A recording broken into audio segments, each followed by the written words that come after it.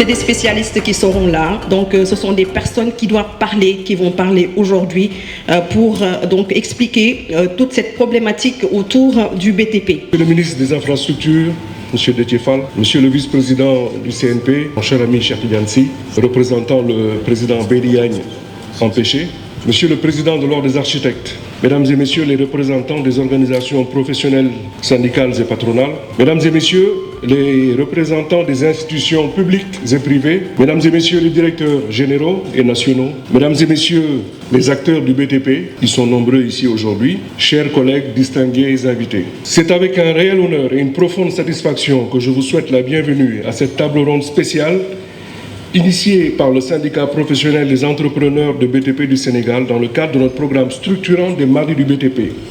Au Sénégal, le BTP est bien plus qu'un secteur économique. Il est un moteur de croissance, un levier de création d'emplois et un catalyseur de modernisation.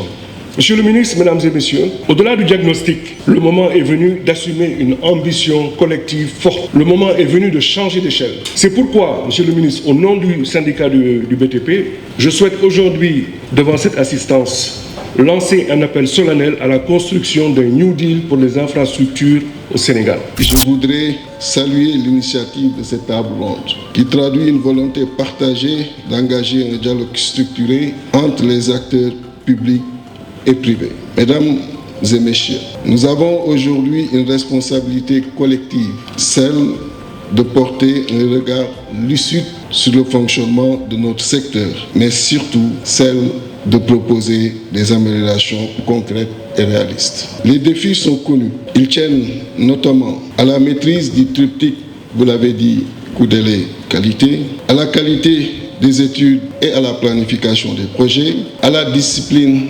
contractuelle ainsi qu'à la solidité financière et organisationnelle des entreprises à travers un accompagnement aux besoins de l'État.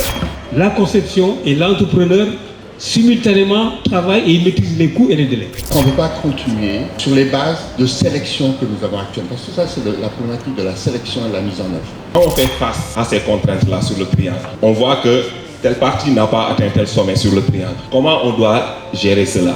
On choisit toujours l'entreprise la moins disante, ce qui fait que peut-être que l'entreprise, la meilleure entreprise n'est pas choisie. Chaque objectif, un responsable. Ce sont ces projets complexes qui nécessitent finalement une structuration complexe et de nouveaux moyens de financement. Lorsqu'on renforce la gouvernance des entreprises, parce que ça aussi c'est un pilier fondamental sur lequel on n'insiste pas tellement.